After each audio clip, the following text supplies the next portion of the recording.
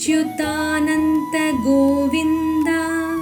नामोच्चारणभेषजात् नश्यन्ति सकलारोगाः सत्यं सत्यं वदाम्यहम्। अच्युतानन्त गोविन्द नामोच्चारणभेषजात् नश्यन्ति सकलारोगाः सत्यं सत्यं वदाम्यहम्। अच्युतानन्त गोविन्द नामोच्चारणभेषजात् नश्यन्ति सकलारोगाः सत्यं सत्यं वदाम्यहम्। अच्युतानन्त गोविन्द नामोच्चारणभेषजात् नश्यन्ति सकलारोगाः सत्यं सत्यं वदाम्यहम्। अच्युतानन्त गोविन्द नामोच्चारणभेषजात् नश्यन्ति सकलारोगाः सत्यं सत्यं वदाम्यहम्। अच्युतानन्त गोविन्द नामोच्चारणभेषजात् नश्यन्ति सकलारोगाः सत्यं सत्यं वदाम्यहम्। अच्युतानन्त गोविन्द नामोच्चारणभेषजात् नश्यन्ति सकलारोगाः सत्यं सत्यं वदाम्यहम्। अच्युतानन्त गोविन्द नामोच्चारणभेषजात् नश्यन्ति सकलारोगाः सत्यं सत्यं वदाम्यहम्। अच्युतानन्त गोविन्द नामोच्चारणभेषजात् नश्यन्ति सकलारोगाः सत्यं सत्यं वदाम्यहम्। अच्युतानन्त गोविन्द नामोच्चारणभेषजात् नश्यन्ति सकलारोगाः सत्यं सत्यं वदाम्यहम्। अच्युतानन्त गोविन्द नामोच्चारणभेषजात् नश्यन्ति सकलारोगाः सत्यं सत्यं वदाम्यहम्। अच्युतानन्त गोविन्द नामोच्चारणभेषजात् नश्यन्ति सकलारोगाः सत्यं सत्यं वदाम्यहम्। अच्युतानन्त गोविन्द नामोच्चारणभेषजात् नश्यन्ति सकलारोगाः सत्यं सत्यं वदाम्यहम्। अच्युतानन्त गोविन्द नामोच्चारणभेषजात् नश्यन्ति सकलारोगाः सत्यं सत्यं वदाम्यहम्। अच्युतानन्त गोविन्द नामोच्चारणभेषजात् नश्यन्ति सकलारोगाः सत्यं सत्यं वदाम्यहम्। अच्युतानन्त गोविन्द नामोच्चारणभेषजात् नश्यन्ति सकलारोगाः सत्यं सत्यं वदाम्यहम्। अच्युतानन्त गोविन्द नामोच्चारणभेषजात् नश्यन्ति सकलारोगाः सत्यं सत्यं वदाम्यहम्। अच्युतानन्त गोविन्द नामोच्चारणभेषजात् नश्यन्ति सकलारोगाः सत्यं सत्यं वदाम्यहम् अच्युतानन्तगोविन्द नामोच्चारणभेषजात् नश्यन्ति सकलारोगाः सत्यं सत्यं वदाम्यहम् अच्युतानन्तगोविन्द नामोच्चारणभेषजात् नश्यन्ति सकलारोगाः सत्यं सत्यं वदाम्यहम् अच्युतानन्तगोविन्द नामोच्चारणभेषजात् नश्यन्ति सकलारोगाः सत्यं सत्यं वदाम्यहम् अच्युतानन्तगोविन्द नामोच्चारणभेषजात् नश्यन्ति सकलारोगाः सत्यं सत्यं वदाम्यहम् अच्युतानन्तगोविन्द नामोच्चारणभेषजात् नश्यन्ति सकलारोगाः सत्यं सत्यं वदाम्यहम् अच्युतानन्तगोविन्द नामोच्चारणभेषजात् नश्यन्ति सकलारोगाः सत्यं सत्यं वदाम्यहम् अच्युतानन्तगोविन्द नामोच्चारणभेषजात् नश्यन्ति सकलारोगाः सत्यं सत्यं वदाम्यहम् अच्युतानन्तगोविन्द नामोच्चारणभेषजात् नश्यन्ति सकलारोगाः सत्यं सत्यं वदाम्यहम् अच्युतानन्तगोविन्द नामोच्चारणभेषजात्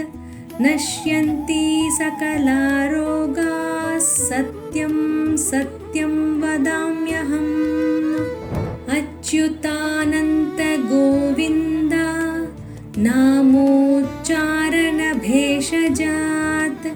नश्यन्ति सकलारोगाः सत्यं सत्यं वदाम्यहम् अच्युतानन्तगोविन्द नामोच्चारणभेषजात् नश्यन्ति सकलारोगाः सत्यं सत्यं वदाम्यहम् अच्युतानन्तगोविन्द नामोच्चारणभेषजात् नश्यन्ति सकलारोगाः सत्यं सत्यं वदाम्यहम् अच्युतानन्तगोविन्द नामोच्चारणभेषजात् नश्यन्ति सकलारोगाः सत्यं सत्यं वदाम्यहम् अच्युतानन्तगोविन्द नामोच्चारणभेषजात् नश्यन्ति सकलारोगाः सत्यं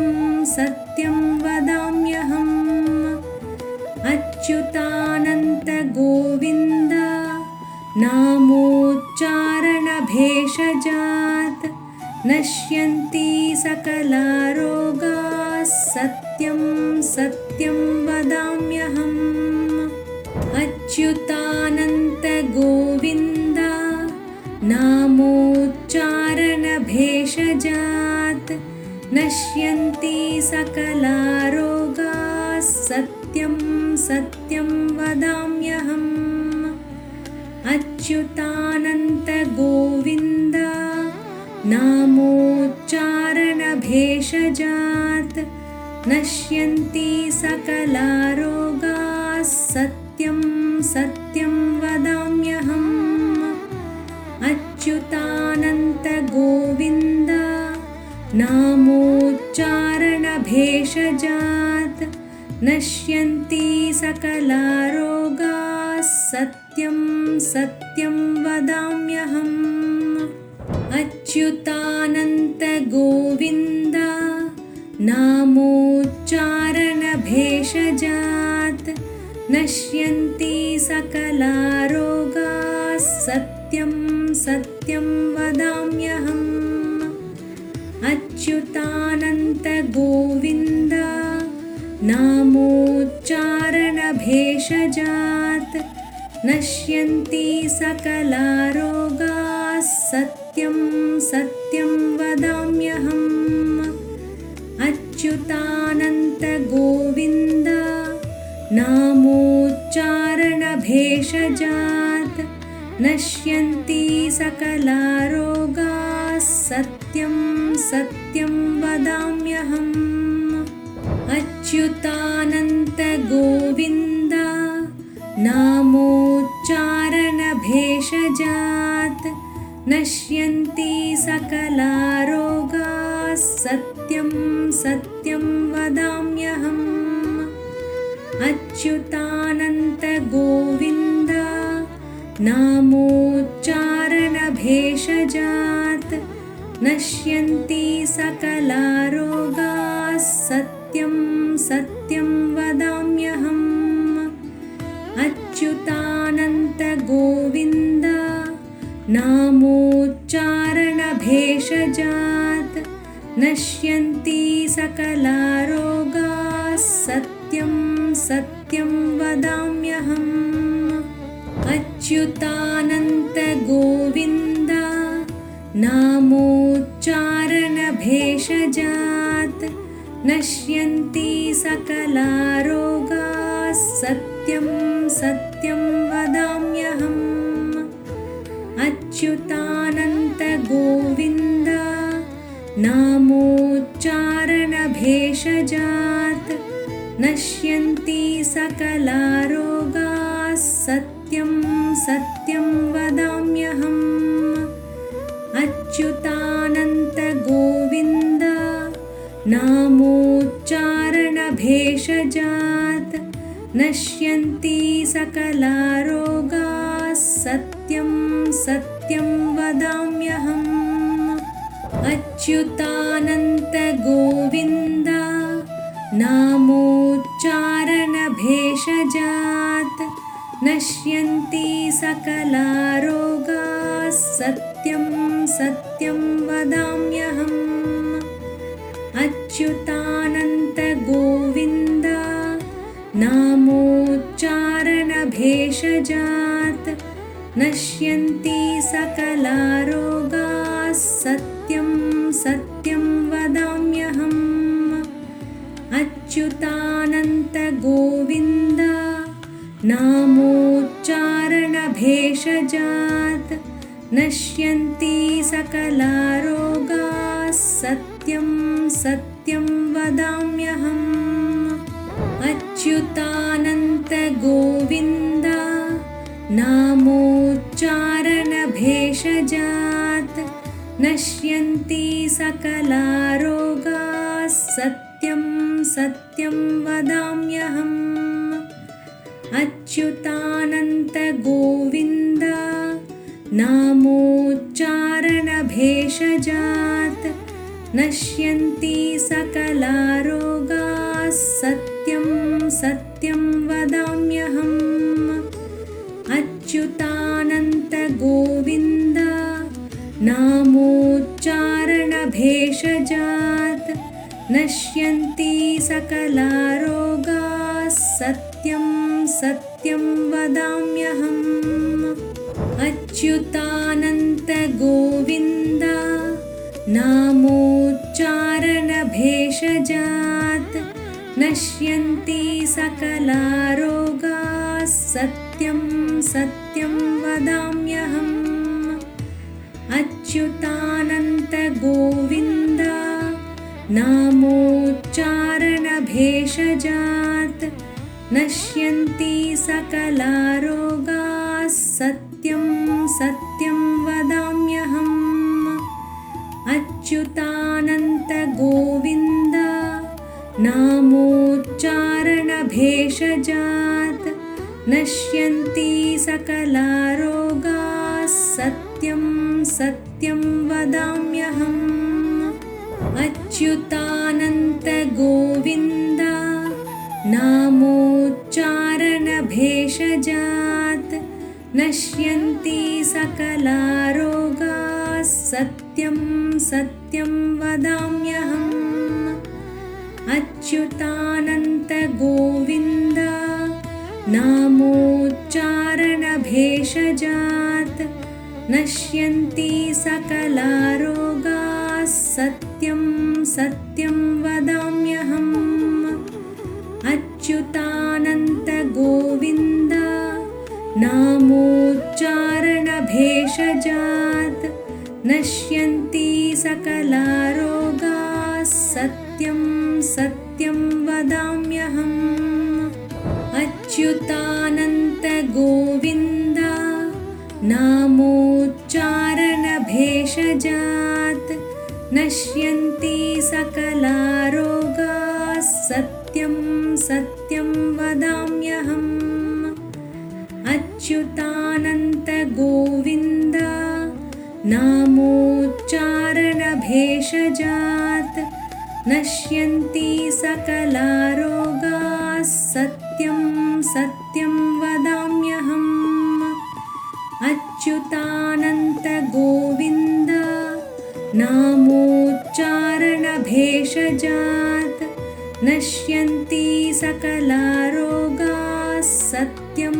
सत्यं वदाम्यहम् अच्युतानन्त गोविन्द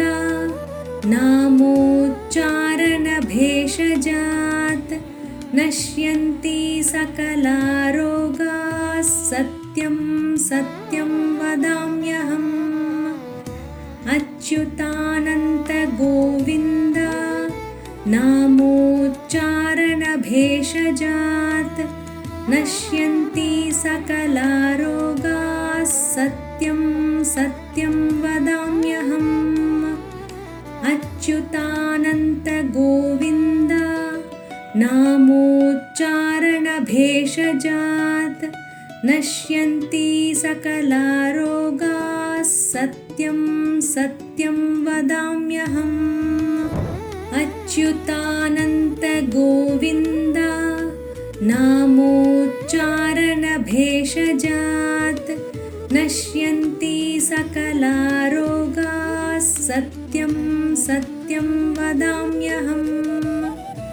अच्युतानन्त गोविन्द नामोच्चारणभेषजात् नश्यन्ति सकलारोगाः सत्यं सत्यं वदाम्यहम् अच्युतानन्त गोविन्द नामोच्चारणभेषजात् नश्यन्ति सकलारोगाः सत्यं सत्यं वदाम्यहम् अच्युतानन्त गोविन्द नामोच्चारणभेषजात् नश्यन्ति सकलारोगाः सत्यं सत्यं वदाम्यहम् अच्युतानन्त गोविन्द नामोच्चारणभेषजात् नश्यन्ति सकलारोगाः सत्यं सत्यं वदाम्यहम् अच्युतानन्त गोविन्द नामोच्चारणभेषजात् नश्यन्ति सकलारोगाः सत्यं सत्यं वदाम्यहम् अच्युतानन्त गोविन्द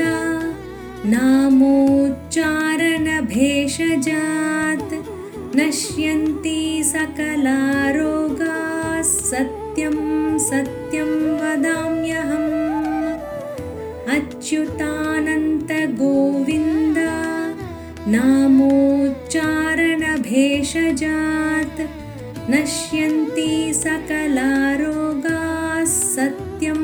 सत्यं वदाम्यहम् अच्युतानन्त गोविन्द नामोच्चारणभेषजात्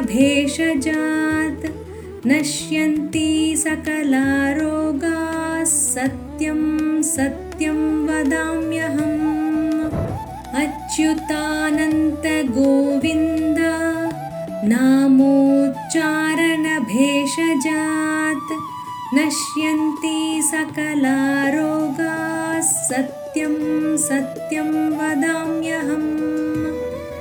अच्युतानन्त गोविन्द नामोच्चारणभेषजात् नश्यन्ति सकलारोगाः सत्यं सत्यं वदाम्यहम् अच्युतानन्त गोविन्द नामोच्चारणभेषजात् नश्यन्ति सकलारोगाः सत्यं सत्यं वदाम्यहम् अच्युतानन्त गोविन्द नामोच्चारणभेषजात् नश्यन्ति सकलारोगाः सत्यं सत्यं वदाम्यहम् अच्युतानन्त गोविन्द नामोच्चारणभेषजात् नश्यन्ति सकलारोगाः सत्यं सत्यं वदाम्यहम् अच्युतानन्त गोविन्द नामोच्चारणभेषजात् नश्यन्ति सकलारोगाः सत्यं सत्यं वदाम्यहम् अच्युतानन्त गोविन्द नामोच्चारणभेषजात् नश्यन्ति सकलारोगाः सत्यं सत्यं वदाम्यहम् अच्युतानन्त गोविन्द नामोच्चारणभेषजात् नश्यन्ति सकलारोगाः सत्यं सत्यं वदाम्यहम् अच्युतानन्त गोविन्द नामोच्चारणभेषजात् नश्यन्ति सकलारोगाः सत्यं सत्यं वदाम्यहम् अच्युतानन्त गोविन्द नामोच्चारणभेषजात् नश्यन्ति सकलारोगाः सत्यं सत्यं वदाम्यहम् अच्युतानन्त गोविन्द नामोच्चारणभेषजात् नश्यन्ति सकलारोगाः सत्यं सत्यं वदाम्यहम् अच्युतानन्त गोविन्द नामोच्चारणभेषजात् नश्यन्ति सकलारोगाः सत्यं सत्यं वदाम्यहम् अच्युतानन्त गोविन्द नामोच्चारणभेषजात् नश्यन्ति सकलारोगाः सत्यं सत्यं वदाम्यहम् अच्युतानन्त गोविन्द नामोच्चारणभेषजात् नश्यन्ति सकलारोगाः सत्यं सत्यं वदाम्यहम् अच्युतानन्त गोविन्द नामोच्चारणभेषजात्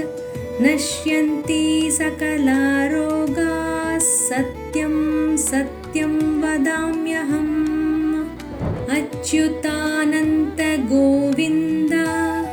नामोच्चारणभेषजात् नश्यन्ति सकलारोगाः सत्यं सत्यं वदाम्यहम् अच्युतानन्त गोविन्द नामोच्चारणभेषजात् नश्यन्ति सकलारोगाः सत्यं सत्यं वदाम्यहम् अच्युतानन्त गोविन्द नामोच्चारणभेषजात्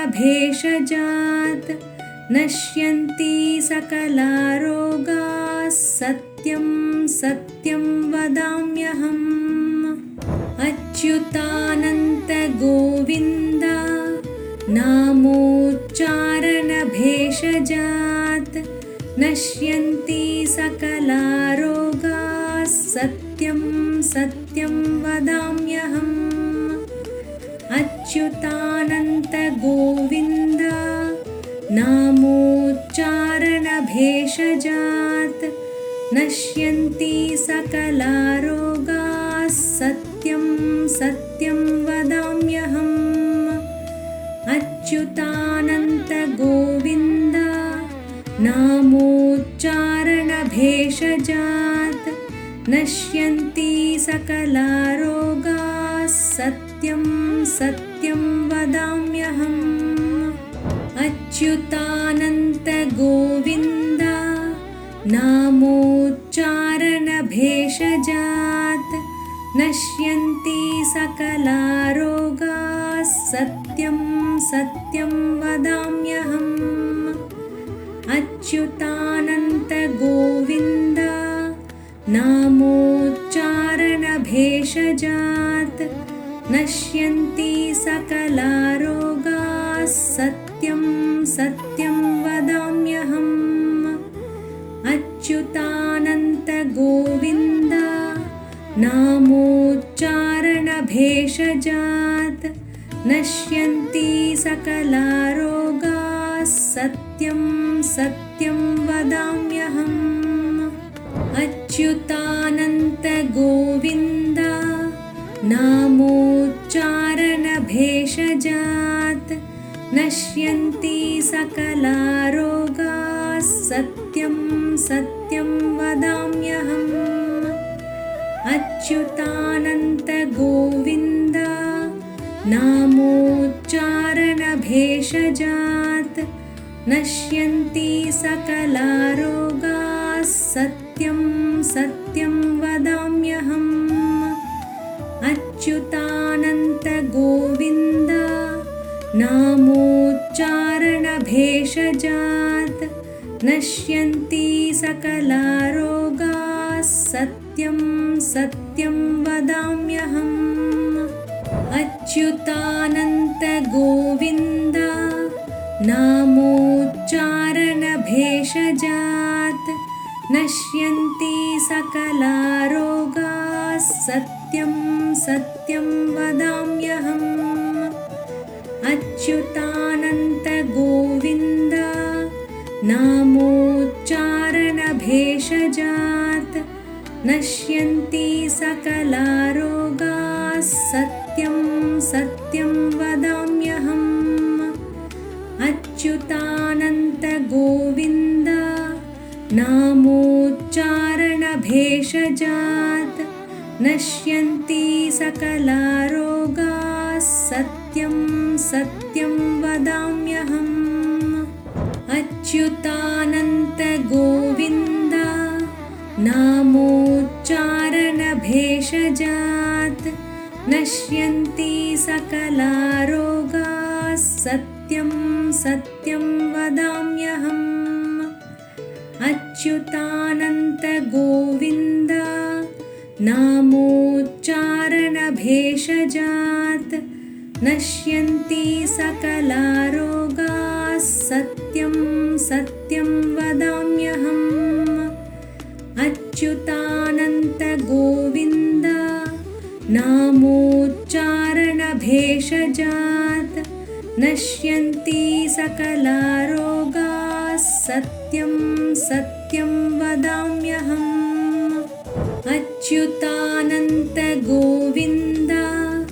नामोच्चारणभेषजात् नश्यन्ति सकलारोगाः सत्यं सत्यं वदाम्यहम् अच्युतानन्त गोविन्द नामोच्चारणभेषजात् नश्यन्ति सकलारोगाः सत्यं सत्यं वदाम्यहम् अच्युतानन्त गोविन्द नामोच्चारणभेषजात् नश्यन्ति सकला रोगाः सत्यं सत्यं वदाम्यहम्।